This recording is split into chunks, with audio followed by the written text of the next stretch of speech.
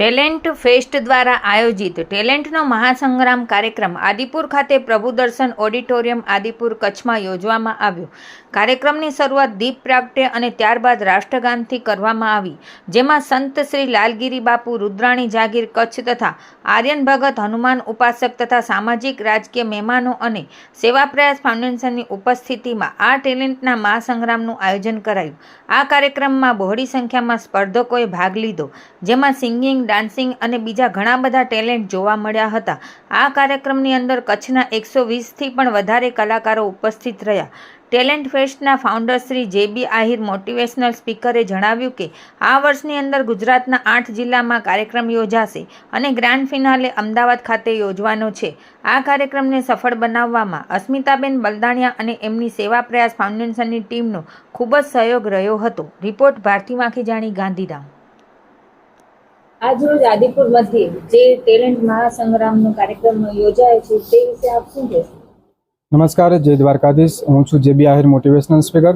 આજરોજ કચ્છ સિટીના આંગણે આપણે કચ્છ આદિપુરના આંગણે આપણે ટેલેન્ટ મહાસંગ્રામનું એક વિશાળ આયોજન કર્યું છે।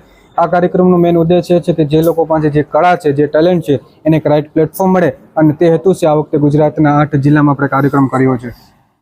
આ કાર્યક્રમમાં કયા કયા જિલ્લામાંથી પાર્ટિસિપેટ આવ્યા છે અને કેટલું રજીસ્ટ્રેશન થયું છે? જી, આ વર્ષની અંદર આપણે ગુજરાતના 8 જિલ્લામાં આપણે કાર્યક્રમ કરીએ છીએ, જેમાં આપણે સોમનાથ છે, રાજકોટ છે, સુરત છે, અને અત્યારે આપણે કચ્છની અંદર આપણે પ્રોગ્રામ કરીએ છીએ।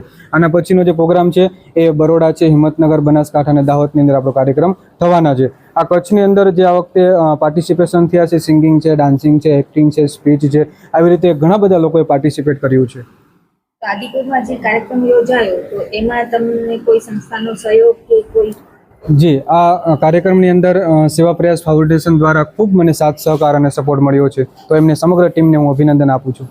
આ કાર્યક્રમ થકી આપ અન્યને શું માર્ગદર્શન આપશો? આ કાર્યક્રમ થકી માર્ગદર્શન મારું એ જ રહેશે કે મારું ઇન્ટેન્શન એક જ છે કે જે લોકો પાસે જે કળા છે એમને એક રાઇટ પ્લેટફોર્મ મળે અને એમના મધર ફાધરના સપનાને અને પોતાના જીવનના જે સપના છે એને સાકાર થાય।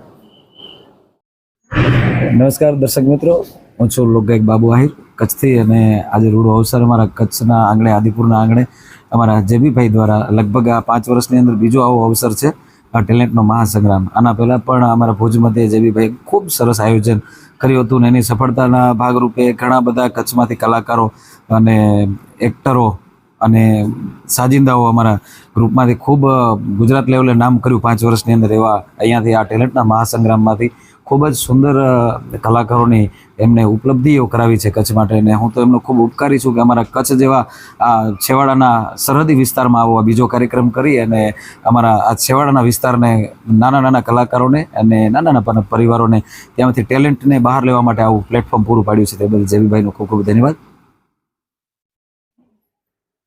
જય શ્રી કૃષ્ણ। અસ્મિતા બલદાણી આહિર। આજે આદિપુર મધ્યે ટેલેન્ટનો મહાસંગ્રામ જે આયોજન થઈ રહ્યું છે એમાં બહોળી સંખ્યામાં ભાગ લીધેલ છે બધા બાળકોએ અને મોટાએ, અને કચ્છના ખૂણે ખૂણેથી બધા જ ટેલેન્ટ આવ્યા છે, અને ખૂબ સરસ એનું ટેલેન્ટનું અત્યારે મહાસંગ્રામમાં જે પણ પાર્ટિસિપેટ છે ખૂબ સરસ કરી રહ્યા છે। આગળ પણ જેબીભાઈને ખૂબ ખૂબ અભિનંદન અને ધન્યવાદ કે આવા કચ્છના ટેલેન્ટને આગળ લાવે, અને કચ્છની પણ આખા ગુજરાતને એ ખૂબ સરસ આગળ વધાવી રહ્યા છે।